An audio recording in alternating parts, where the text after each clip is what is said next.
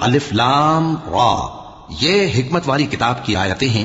کیا لوگوں کو تعجب ہوا کہ ہم نے انہی میں سے ایک شخص کو حکم بھیجا کہ لوگوں کو ڈر سنا دو اور ایمان لانے والوں کو خوشخبری دے دو کہ ان کے پروردگار کے ہاں ان کا سچا درجہ ہے۔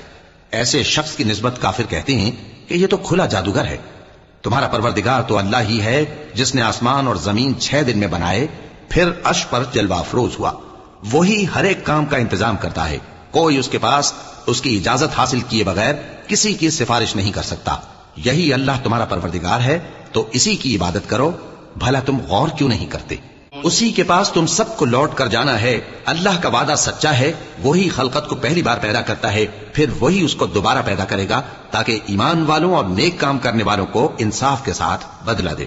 اور جو کافر ہیں ان کے لیے پینے کو نہایت کھولتا پانی اور درد دینے والا عذاب ہوگا، کیونکہ وہ کفر کرتے تھے۔ وہی تو ہے جس نے سورج کو خوب روشن اور چاند کو بھی منور بنایا اور چاند کی منزلیں مقرر کی تاکہ تم برسوں کا شمار اور کاموں کا حساب معلوم کرو۔ یہ سب کچھ اللہ نے تدبیر سے پیدا کیا ہے، سمجھنے والوں کے لیے وہ اپنی آیتیں کھول کھول کر بیان فرماتا ہے۔ رات اور دن کے ایک دوسرے کے پیچھے آنے جانے میں اور جو چیزیں اللہ نے آسمان اور زمین میں پیدا کی ہیں سب میں ڈرنے والوں کے لیے نشانیاں ہیں۔ جن لوگوں کو ہم سے ملنے کی توقع نہیں اور دنیا کی زندگی سے خوش اور اسی پر مطمئن ہو بیٹھے اور ہماری نشانیوں سے غافل ہو رہی ہیں، ان کا ٹھکانہ ان اعمال کے سبب جو وہ کرتے ہیں دوزخ ہے۔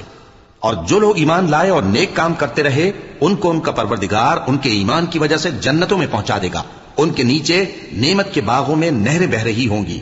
جب وہ ان میں ان کی نعمتوں کو دیکھیں گے تو بے ساختہ کہیں گے سبحان اللہ، اور آپس میں ان کی دعا سلام علیکم ہوگی، اور ان کا آخری قول یہ ہوگا کہ اللہ رب العالمین کی حمد اور اس کا شکر ہے۔